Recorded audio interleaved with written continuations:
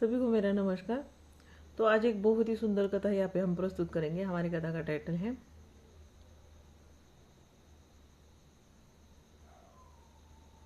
महादेव कुछ कह रहे हैं, है ना। एक छोटे से गांव में आरव नाम का एक युवक रहता था। गरीब परिवार, टूटा हुआ घर, है ना, और बीमार माँ और ढेर सारी परेशानियां।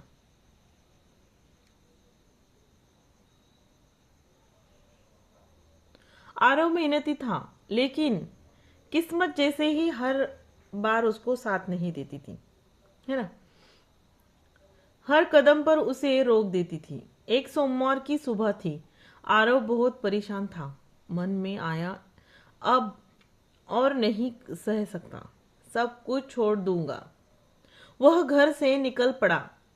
न मंदिर जाने का मन था, न किसी से बात करने का मन था। रास्ते में एक पुराना शिव मंदिर पड़ा, वही मंदिर जहां बचपन में उसकी माँ उसे हर सोमवार ले जाती। आरव ने मंदिर को देखा और मन में कहा, एक मिनट रुक जाओ, है ना। हमारी कथा का टाइटल भी एक ही यही है, एक मिनट रुक जाओ, शिव जी कुछ कह रहे हैं, है ना। तो कथा में ये वाला जो है ना, मेन ये पार्ट। पैर अपने आप रुक गए। पहला संकेत, मंदिर से घंटी की आवाज आई। कोई नहीं था, फिर भी घंटी बज रही थी। आरव को अजीब सा एहसास हुआ। उसने सोचा, आज सोमवार है, चलो एक मिनट ही सही। वह मंदिर के अंदर गया। टूटी हुई मूर्ति, बुझा हुआ दीपक, लेकिन माहौल में गहरी शांति, है ना।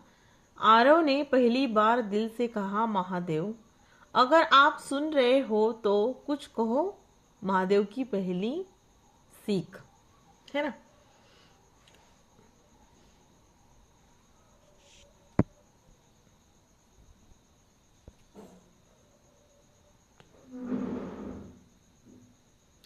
उसी समय एक बूढ़े साधु की आवाज आई, बेटा, महादेव तब तक बोलते हैं जब इंसान सुनने को तैयार होता है।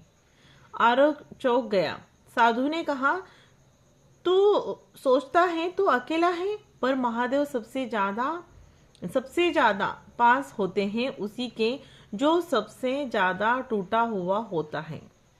साधु ने भस्म आरव के माथे पर लगाया और कहा, आज सोमवार है, आज जो मांगेगा नहीं, आज जो समझेगा वही पाएगा।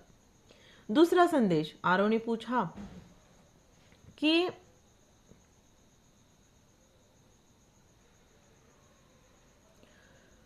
मेरे जीवन में इतना दुख क्यों है।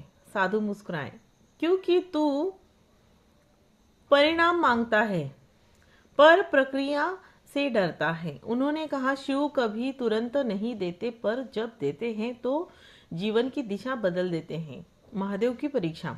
अगले ही दिन आरव को काम मिला, लेकिन बहुत कम पैसे मिले और बहुत मेहनत वाला। मन बोला छोड़ दे, लेकिन उसे साधु की बात याद आई, प्रक्रिया से मत भागो, है ना। शुरुआत में कष्ट होता है, बाद में जब आपने जो मेहनत की है, चाहे कुछ भी हो, किसी भी क्षेत्र में हो, बाद में उसका फल जरूर मिलता ही है ना। इसलिए मेहनत जब कर रहे हो तो आपको अड़चने बहुत आएंगी, लेकिन आपने अपने काम से दूर नहीं जाना है। आपके मतलब जो भी आप कर रहे हो उसमें जब तक आप मतलब उसमें कुछ पा नहीं लेते हैं, तब तक आपने वो काम करते रहना है ना। स्टार्टिंग में सभी को हर चीज़, जैसे कोई जॉब करता है उसको भी मेहनत करनी पड़ती है, कोई बैंक में काम कर रहा है उसको भी मेहनत करनी पड़ती है। यूट्यूब का भी वैसा ही है, और बहुत बच्चे जो कोर्स करते हैं उनका भी ऐसा है, 4 साल 5 साल का कोर्स करके तभी तो जाके सर्विस लगेगी। और बहुत मेहनत करनी पड़ती है भाई, ऐसे नहीं है, हर चीज़ में मेहनत करनी पड़ती है, सब्र रखना पड़ता है, तभी जाके आपको जो चाहिए वो हासिल होता है ना। लेकिन उसे साधु की बात याद आई, प्रक्रिया से मत भागो। आरव डटा रहा, हर सोमवार मंदिर जाने लगा, कुछ नहीं मांगता, बस बैठकर सुनता। धीरे धीरे माँ की तबीयत सुधरने लगी, काम में भरोसा बनने लगा, मन शांत होने लगा। असली चमत्कार। एक सोमवार वही साधु फिर आए। उन्होंने कहा, महादेव ने तुझसे कुछ कहा है, आरव की आंखों से आंसू आ गए। साधु बोले, जो रुक जाता है वही बच जाता है ना। हमारी कहानी का टाइटल यही है ना कि तो यही है उसमें कि जो रुक जाता है वही बच जाता है, जो धैर्य रखता है वही शिव का होता है। और अगले ही पल साधु वही वहां नहीं थे। सिर्फ शिवलिंग के सामने जलता दीपक था। कथा का सार था। और आरव समझ गया, महादेव शब्दों में नहीं संकेतों में बोलते हैं। अगर आप भी परेशान हैं तो आज सोमवार है, 1 मिनट रुक जाओ, शायद महादेव आपसे भी कुछ कह रहे होंगे, है ना। तो ये था हमारी कहानी का टाइटल भी। और कहानी समझ में आई होगी तो कमेंट में ज़रूर लिखना, हर हर महादेव। और अगर ज़्यादा पसंद आई होगी आपको ये कहानी तो किसी को शेयर कर देना। चैनल पे नए होगे तो चैनल को ज़रूर सब्सक्राइब कर देना। और बहुत सारी कहानियाँ हमारे अपने चैनल में हमने अपलोड की है। सारी कहानियाँ आप सुनो और अपने जीवन में बदलाव करो, ठीक है।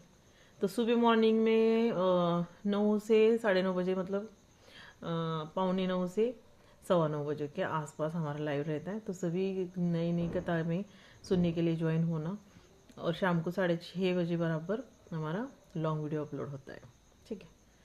अभी मैं भी खुद मतलब कौन से भी टाइम पे अपलोड करती थी, मेरे भी चैनल के अभी बहुत प्रॉब्लम आने लगी थी, तो इसलिए अभी देखती हूँ टाइम पे वीडियो अपलोड करनी पड़ेगी। क्योंकि करते तो है ही हम, लेकिन क्या होता है टाइम पे वीडियो अपलोड करना बहुत मुश्किल हो जाता है।